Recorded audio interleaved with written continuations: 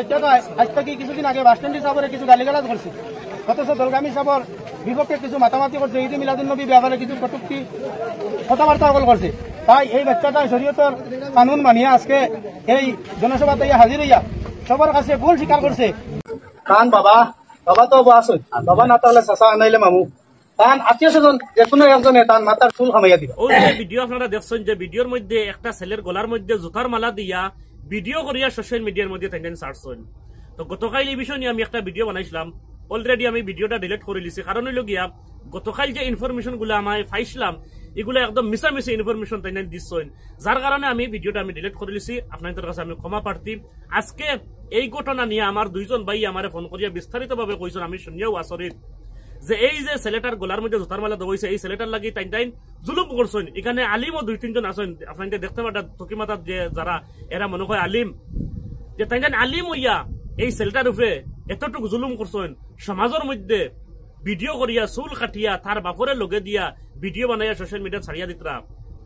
সারিমুল হক সাহেব এবং কি আব্দুল জলিল নেজামিয়া সাহেবে তোমার কইয়া দিচ্ছেন যে তারে বড়া সমাজের মধ্যে আনিয়া তারে জুতার মালা পিন্ধাও, চুল কাটিয়া সোশ্যাল মিডিয়াত ভিডিও করিয়া ছাড়িয়া দেও, হে যে ভুল করছে, হে যে আলিম মকলরে গালি দিচ্ছে এবং কি নবীজির জন্মদিন নিয়েও কিছু বাজে মন্তব্য করছে। ও 200 কারণে সোশ্যাল মিডিয়াত ছাড়িয়া দিতায় জুতার মালা পিন্ধাইয়া, মানে ওগু তোমার সাহেব হকলে কইয়া দিচ্ছেন নিন্দা কিতাব। এই ছেলেটার লাগি জুলুম করা হইছে।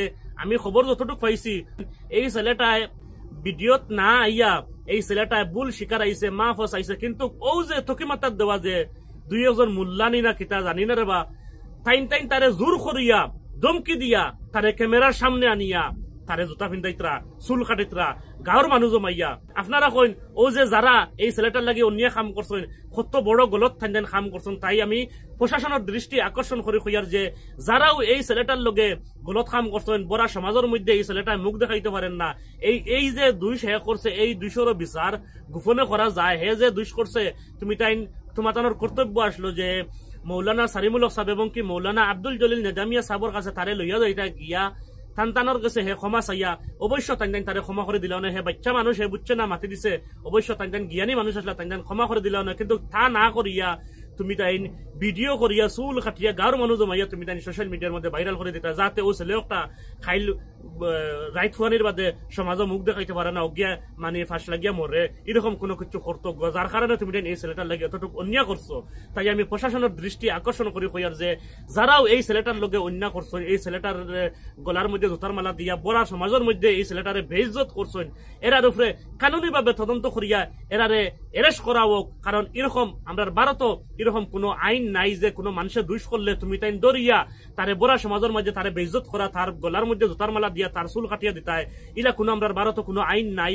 গতিকে তুমি তাই আইন উল্লঙ্ঘন করছো, তোমার তার উপরে কানুনি ভাবে তদন্ত করা হোক। আমি প্রশাসনের দৃষ্টি আকর্ষণ করি, আমি অনুরোধ করি হইয়ার যে এই যে মানুষগুলা যে ছেলেটার উপরে নির্যাতন করছেন আমি কইমু, তো এই ছেলেটার ন্যায় বিচার পাইতে লাগে। যার কারণে ভিডিওটা বাই হল আপনারা বেশ বেশ করে শেয়ার করবা, যাতে কানুন প্রশাসনের সামনে আমার ভিডিওটা গিয়া পৌঁছে।